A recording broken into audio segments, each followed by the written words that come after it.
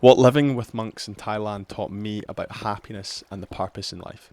See, when I was 21, I travelled Thailand with no goal except have fun and get drunk. And while plenty of that did take place in all different hostels I stayed in, there was one place I never thought I'd visit. And looking back at it now is probably one of the most influential moments in my life. But let me explain first how I got there, because that's a whole different story in itself. See, by that point, I'd been living in Sydney, Australia for just over a year, and I was returning home for Scotland for Christmas. I hadn't seen my family in a long time, so it was a wholesome moment for all of us.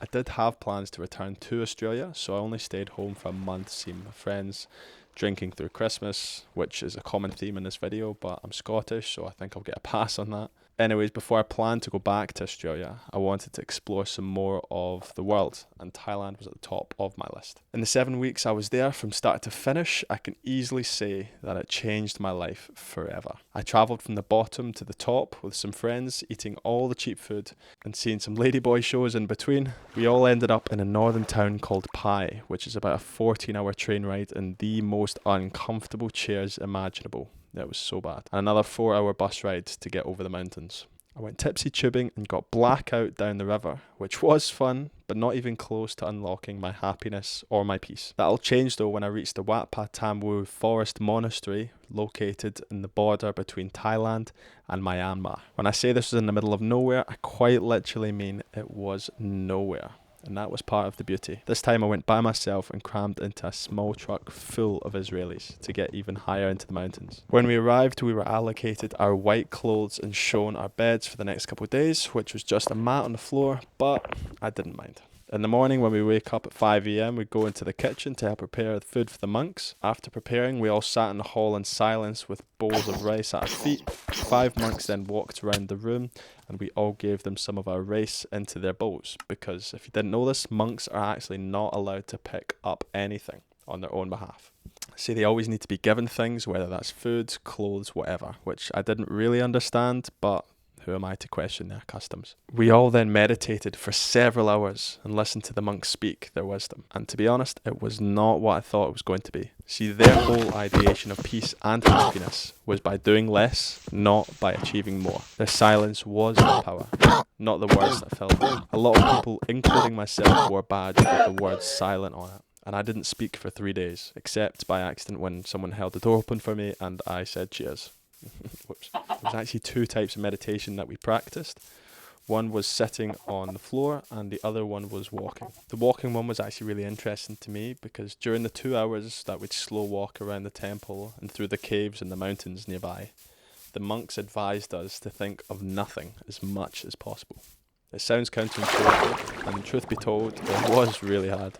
They said, think of your feet, think of the muscles in your legs and joints in your hips that allow you to take that individual step in front of you. Be present as much as you can was their mantra.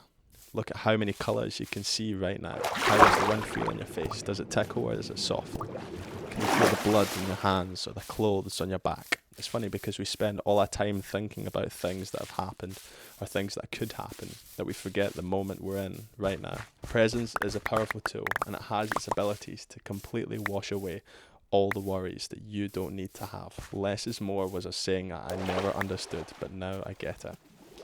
These monks spend their lives practicing being in the present moment, and the funny thing is that they are the happiest people I have ever met in my life. See, I think that something Western countries get wrong is that all our systems are actually built on the theory of more. More money, get more friends, more clothing, more cars, more jewelry, more views or followers, just more. But to them it's less. Oddly enough, the things that matter to us the most are the things that come free. The air that we breathe, the blood in our hearts that pumps around our body, the shine of the sun. It's all free, yet we come to understand that the things that we pay for are the most important. All the free things we have in front of us, we don't care about. All the paid things that we think we want mean absolutely nothing. Before I end this video, there are actually 2 sayings that I'd like to give you to change how you think about happiness. The first one was from my mum. She asked me once when I was actually really sad if it would be better to have more positive thoughts or less negative ones. See, when I answered her question, I actually got it wrong, but leave what you think in the comments the right answer. The other saying is actually a story. There once was a man who was terrified of his own footsteps and his shadow. Everywhere he went, they would follow him. He would run fast, outpace the shadow and the footprints behind him, but they would always keep up. He ran faster and faster. He kept running and running that eventually his body failed him and he died. But if only he decided to stop running and rest under a tree. He'd quickly noticed that his footsteps had stopped following him since he stopped moving, and his shadow had disappeared under the shade of the tree.